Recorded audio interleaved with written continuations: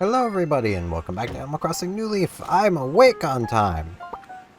It's actually not even 10 yet. Like, it's pretty impressive. Pretty good shoot. Letter from O'Hare. So I traded a Costau for an O'Hare.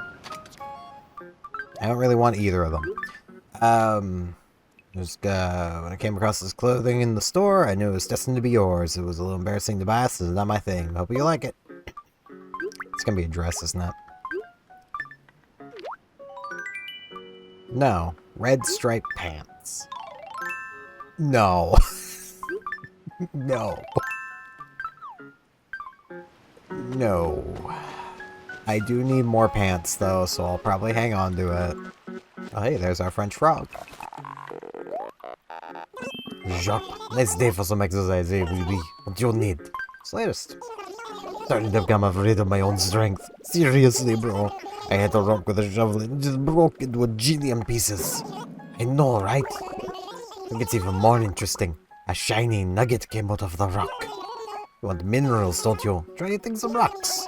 I can't promise you'll have as much luck as I had, though. Haha. I think I will. I think I will. Because there's always one gem rock. So, I mean, if he's already broken the gem rock, then I suppose I can't have the gem rock. Unless I end up getting a gem money rock, in which case, you know, I don't have a lot of gems.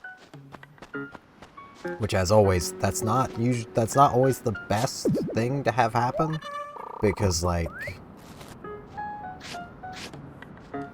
if you get, like, a lot of gold nuggets, you get less spells, but it's fine. Also, I don't know why I'm starting all my daily routine stuff. I haven't bought my turnips yet.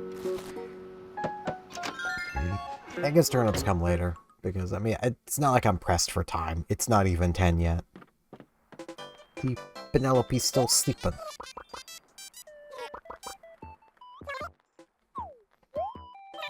What's going on?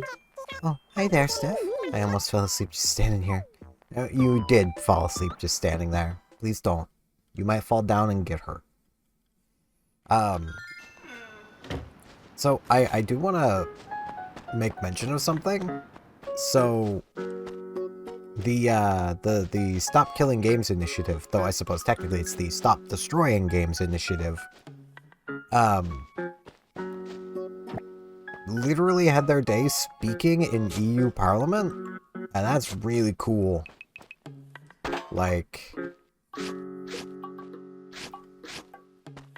it definitely felt as though the you know, a lot of the Congress people had no clue what was being talked about, but Ross Scott, the guy who basically organized it, even though he didn't want to, of at least the initiative.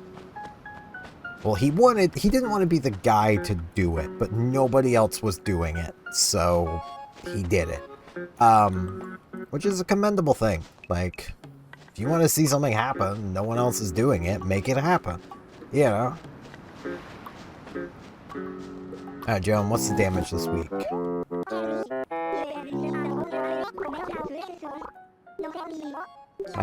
Asking price is 104. Okay, I think I'm only gonna buy 1,000 this week. And I should just already have enough bells on me. But, he did, I feel, do a pretty good job relating it to things that the politicians would know. Because, like, you know, not even all of them might not know. I mean, there is a chance that not all of them are even going to be all that up on how movies work, but they are going to know how books work. And he did a lot of, you know, literally one of his examples is, you know, a book publisher can't come into your home and reclaim a book if they've decided that you're not allowed to read it anymore. Which is basically what a game developer does. Well, game publisher, really. Aww, Barbara. Like apple juice and grilled cheese. Yeah, actually, they go together pretty well. But I like Barbara. Do I use her as my one save? She was my Valentine.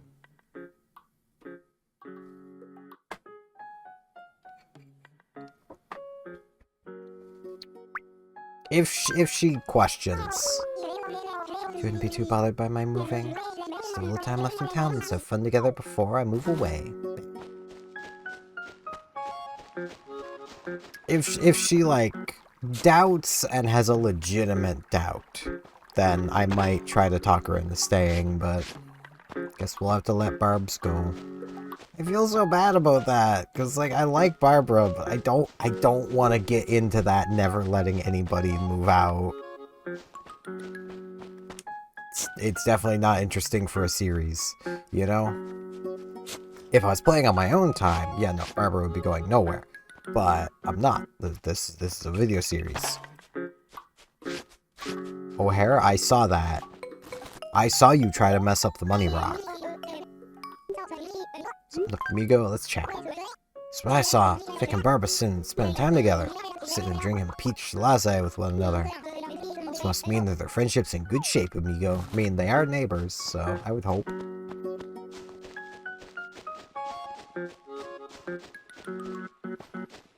But,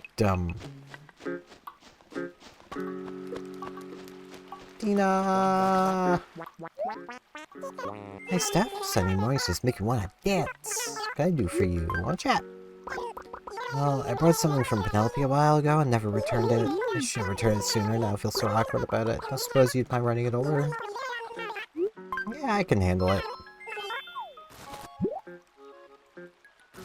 But yeah, I'm really hopeful that the Stop Destroying Games initiative can succeed. Because, like, even in Parliament, they basically went out of their way to reaffirm that, you know, they are willing to take any solution to the problem, as long as it solves the problem. Like, because that's something that, you know, Pirate Software and a lot of highly paid but bad game developers came out in against Stop Destroying Games was, well, you know, they're asking for unrealistic things. It's like, okay, so what would be realistic then? Like, give us a solution. Be productive. I know it's something that they're not terribly used to, but, you know. Say I like to Dina. What should I do was let her borrow it. It's just so like her to send it back nicely wrapped. A little game. Clothes. It's wallpaper. Anyway, thanks for bringing this over.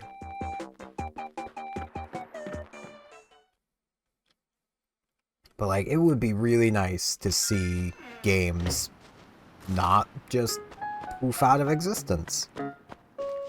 Because, like, you know, let's say 20 years from now. Hello, Dina. Lucky the weather is so nice today. What's on your mind? Handed it over. Delivering that package to Penelope. Did Penelope say anything? Come to think of it. Good. Honestly, I was afraid she was going to make a really big deal out of it. I guess that was silly of me. It was.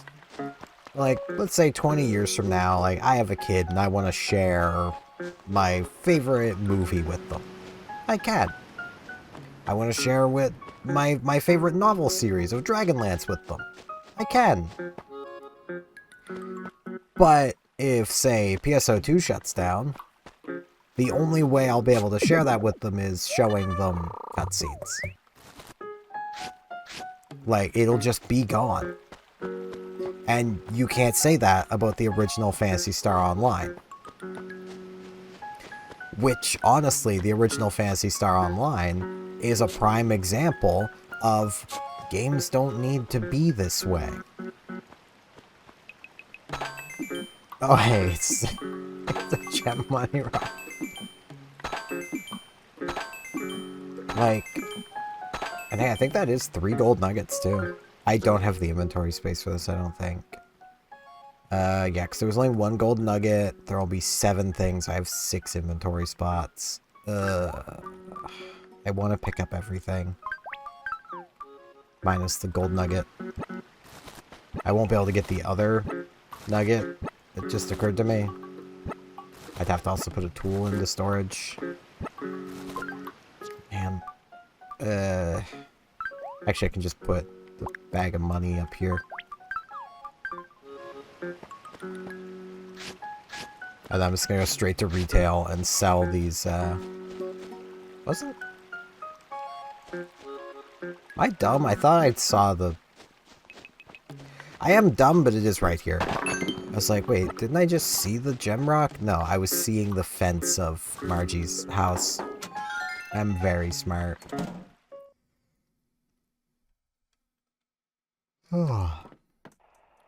Good morning, Stu. Can't believe you dragged yourself out of bed this early to visit me. Can I help you? What's the latest? You saw this picture of an olive flounder? It's the most beautiful fish in the world. Faded my thoughts, having dreams about everything. I really need to get one of my own. I will do my best. I don't know if they're around right now. I don't know if they're a timed fish, but I think they're around all the time. I guess we're doing some ocean fishing. But like, honestly, I couldn't even tell you what my favorite movie would be. But like, you know, I could even share my favorite song. But you can't say that for games. Even games you think are safe very well could not be. And what I mean by this is, like, if a game is only available on Steam and nobody's bothered to crack it, well, if Steam were to disappear tomorrow, that game is gone. For good.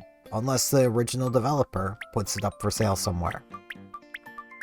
That is the only way it would not be gone for good, because Steam has a built-in DRM. It's not a very good one. It can be cracked. But Steam has built-in DRM. Which makes it all the more silly when you get games running their own DRM as well. So they're literally double dipping on the DRM front. Which, if you don't know, DRM is basically anti-piracy measures.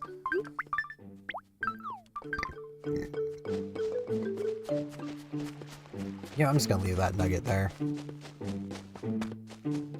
It's fine. Yeah, I'm so gassy. Anti-piracy measures are making me gassy. And like, the funniest thing is, anti-piracy measures never work. They just work long enough. They're enough of an annoyance that it slows down people pirating the game. So games do make a few sales from pirates who would have otherwise just pirated and never bought. But they also lose sales of all the people who would pirate it and then buy it down the road. So, really, there is no quantifiable way of saying which is actually better financially. Which I love one thing that Ross brought up in his little presentation to EU Parliament was, you know, on like the cost of things. Well, the game developers have already been paid. The publishers have already been paid. So maybe that should factor into the cost of it all. Oh, hey, Dumpling. You do some shopping, why? What do you want to talk about? Let's talk. I totally knew I'd run into you here, Dumpling. Must be like a psychic or something. You did know where to find me again after I moved. Which I don't know if that makes you a psychic or a stalker. Psychic stalker. No. It is really random luck to have Pinky move in here. I need to buy Treat Toad. Give me the Treat Toad. I know that's not what it got named eventually, but that's what its name translated to, was Treat Toad. And then the TCG department named it Totally Awesome.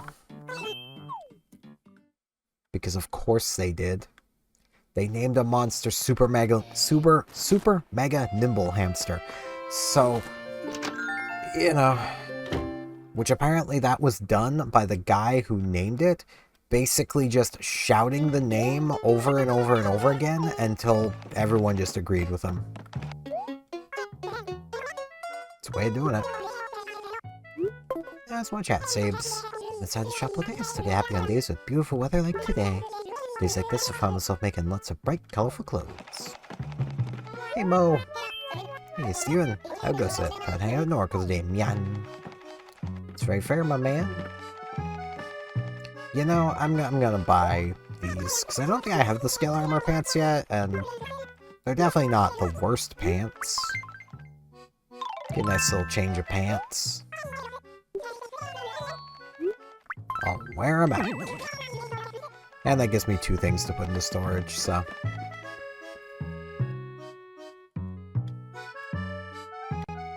I also gotta say, this is completely off topic, but still a topic of games, and Nintendo games at that. It really does make me quite happy seeing so many people, like, loving the new Tamagotchi Life. Like, I've never played a Tamagotchi Life game myself, but I do want to. And I might see about picking this one up at some point. I don't have the money at the moment, so gonna have to wait on that. But it is really cool to see people playing that game and loving it. Like, I absolutely adore seeing people just loving games. But I mean, of course I would, you know. And like, I do find it kind of funny. Like, I've had somebody, like, IRL be like, you only care about stop killing games because, you know, some games you love are at risk. Like, you probably wouldn't care if, you know, such and such a game died. I think they actually used Final Fantasy XIV as an example. It's like, no, I would care. Because people love that game. I love seeing people love that game. Even though I'm just kind of on it, I still love seeing people love that game, and if it were to suddenly vanish tomorrow, that would suck. I would hate that. I would be right there with the 14 fans in, you know, being angry, because it shouldn't ever have to die.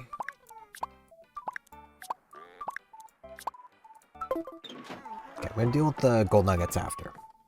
Like, that's where I stand when it comes to games. Like,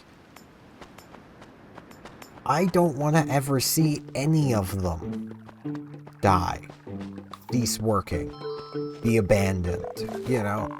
Please don't give me a thing. Mayor bro, this Oracle resident has a suggestion. The next town project, let's fund a blue bench. Oh, a blue bench would be so smoking hot. Give it some thought, Mayor. Seriously, oui. Oh, oui.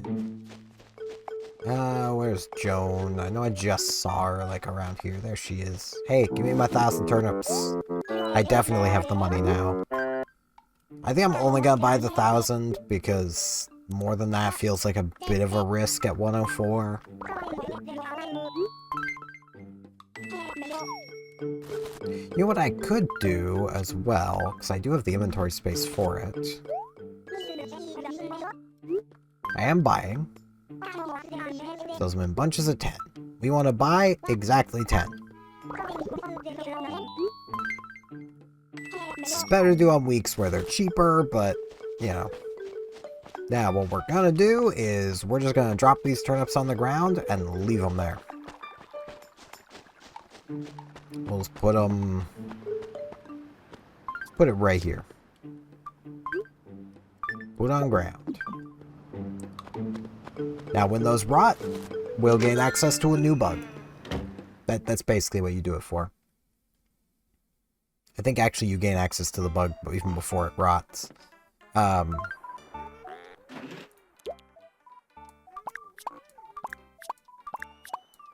Well, there's one after it rots, and I believe one before it rots.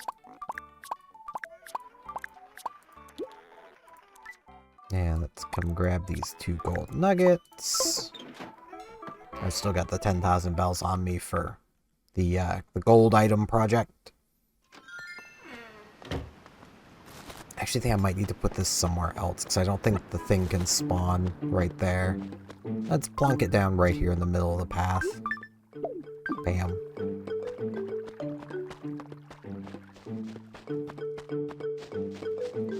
Like, it's one of those things of... I do honestly feel that to be completely genuine when it comes to game preservation or preservation of anything, you have to want to save everything.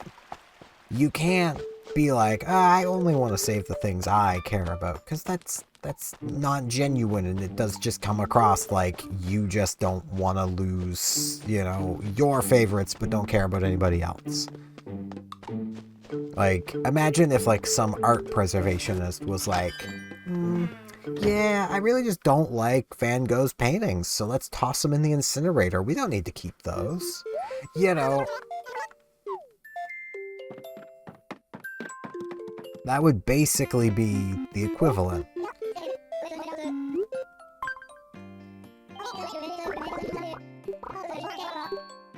And, well, game developers have proven themselves that they're not good at game preservation. The amount of remasters and remakes that have been done, where, like, the devs will come out afterwards and be like, yeah, we actually had to go and find a ROM that someone had ripped because we didn't have the original game anymore in any capacity. Like, the amount of that is way too freaking high. When you've got game developers and publishers not even keeping source code around, which source code is not big. Like, remember, the source code is smaller than the size of the disk, basically. It has to be. Because, you know, there's more on the disk than just the code. Like... blah. Keeping source code around is one of the easiest things to do if you keep it and keep it properly labeled.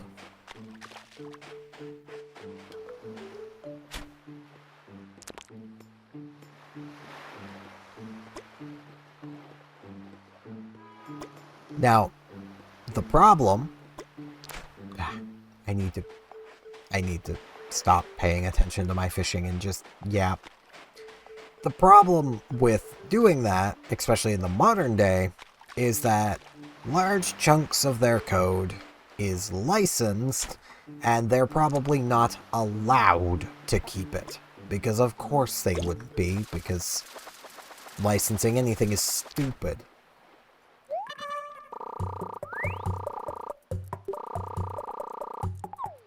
Hey, new fish. New fish, new fish.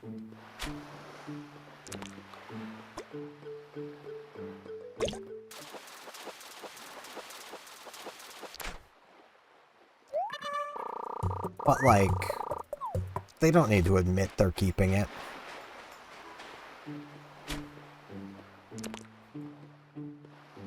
I mean, quite honestly, those microservices being temporary licenses is a big part of why games need to be destroyed in modern time. Like, that in of itself is a practice that the game publishers and developers should have nipped in the bud before it became a problem, and now it's a problem, now they need to solve it.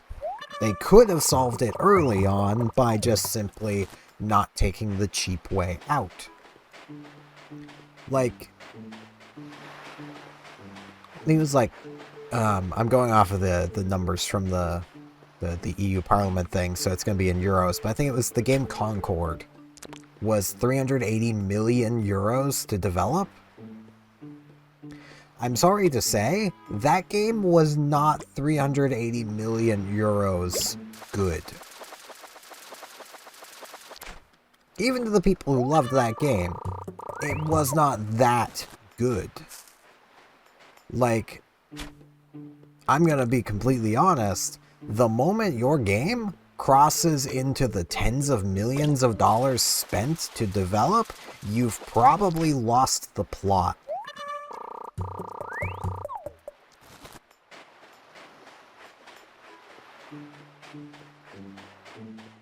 Because, like, it really shouldn't cost that much. Now, I'll allow game publishers to have double that for marketing. Marketing's expensive. Mostly because people are stupid. Like, okay. Marketing is expensive because the companies that, you know, say Google AdSense, basically sits there and goes, alright, pay us this. And the other guys go, well, okay then. Instead of going, no, that's stupidly high. Frick that. And if enough of them went, no, that's stupidly high. Frick that. Then, you know, the price would go down. But they don't. They just pay it. And then Google turns around a year or so later and goes, more money, please. Hey, Olive Flounder. Was that literally... Okay, no. For a second I thought that was the final fish I could fish up. May as well keep fishing. Got Margie's Olive Flounder. Like, that's basically how marketing has gotten so expensive. And, like, the companies in charge of ad space on TV have done the same thing. And people just pay it. They are breaking the third rule of acquisition. Never pay more for an acquisition than you have to. They are approaching this under the impression of they will pay whatever it costs. But that kind of irresponsible spending has caused so many business ventures to go under. Remember the third rule. Never pay more for something than you have to. And that goes for any of you guys watching. Like, I'm gonna be honest, like, the people who think, you know, if X happens, the economy will get better and prices of everything will go down.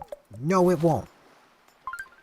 The only way prices are going to start going down is if consumers force them to, and other businesses force them to. Like, here's a nice little statistic for you, and this is going off of Canadian prices. You, watching this right now, could make 2 loaves of bread for roughly the equivalent of 70 cents.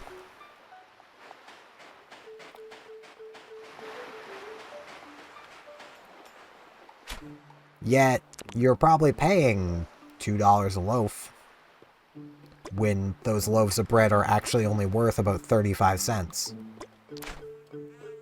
And that's with you buying ingredients at retail price. Now that is buying at most optimal bulkiness, so buying basically the biggest possible bag of flour, the biggest thing of yeast, the, you know, biggest thing of sugar, because you need the sugar to activate the yeast, you know, like, it's basically buying all the ingredients in the biggest bulk you can, so you're paying a lot up front, but in the long run, you are saving a lot of money.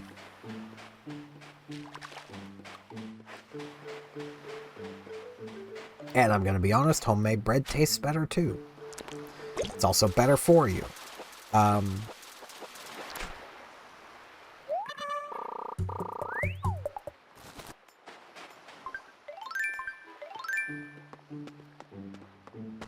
Like, it is quite literally a case of Star Trek's third rule of acquisition from the Ferengi is pretty accurate to just how business works. People pay more than they have to for acquisitions. So the people selling you those things will gladly keep selling you them at the higher price. Yo, Margie.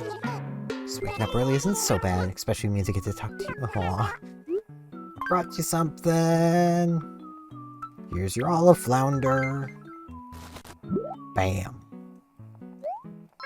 Oh, thank you. Look how healthy and energetic it is. Please accept this token of my appreciation. It's a short. It's a tropical tea. I know you're busy, so thank you again. You know, that actually works for I was just out fishing. Got a tropical tea now. Bam. And we got 2 donations for the museum out of it too, so. There's probably plenty of diving ones I could do, but I'm lazy, so. I will probably do some more diving before the month's over, but for now, I'm just gonna be lazy.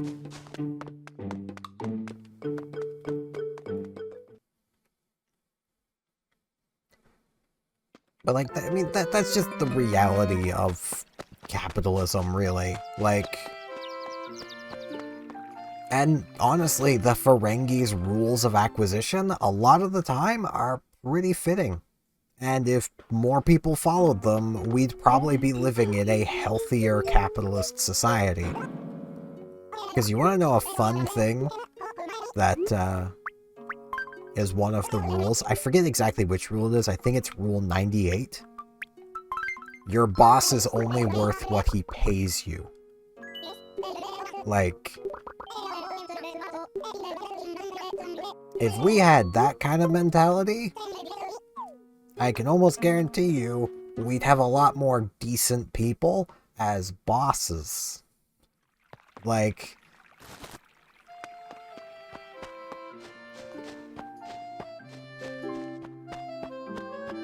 you know, just think of the amount of people, and I know personally somebody who's like this, who would practically take a bullet for their workplace, and their workplace turns around and goes, here is barely above minimum wage.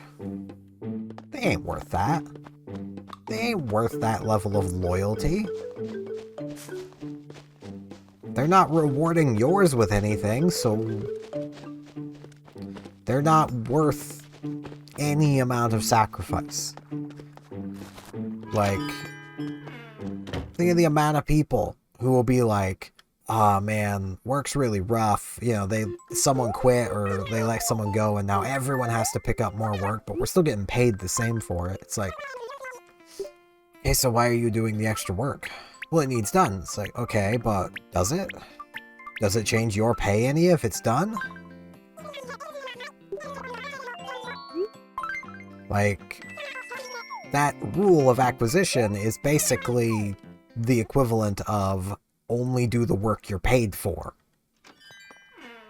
If you're doing more than what you're being paid to do, your employer has won. Because they're now getting multiple people's worth of work out of one paycheck, and that ultimately just makes what they're paying you worth even less.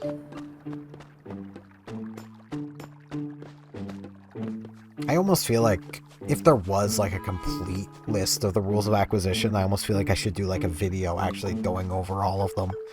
Because, I mean, a lot of them are pretty solid. Some of them not so much, because some of the rules of acquisition, at least as we're told them earlier in the series, are quite sexist. The Ferengi society is quite sexist.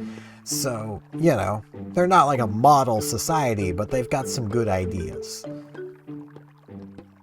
Honestly, that sort of, you know, that is a line of thought that we could all use, is, you know, blank country may not be the most ideal, but they've got some good ideas. They're doing some things right. How can we take what they're doing right and apply them over here? You know, instead of just going blanketly, they're evil, you know.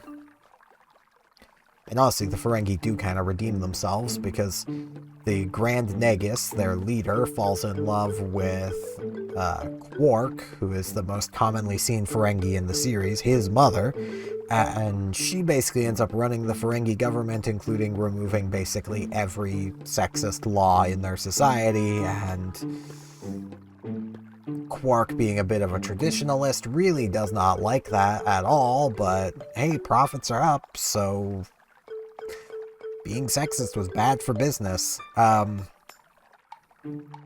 in the end of the day, that's what every Ferengi cares about, is what is best for business. The exception is the few Ferengi who don't care about profit, and that is a scary Ferengi. A Ferengi who cares not for profit is a very, very scary Ferengi. Namely because usually a Ferengi won't kill you, because there's profit in you being alive.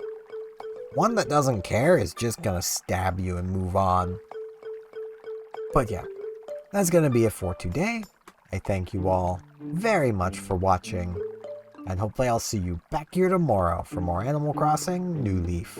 See you all then.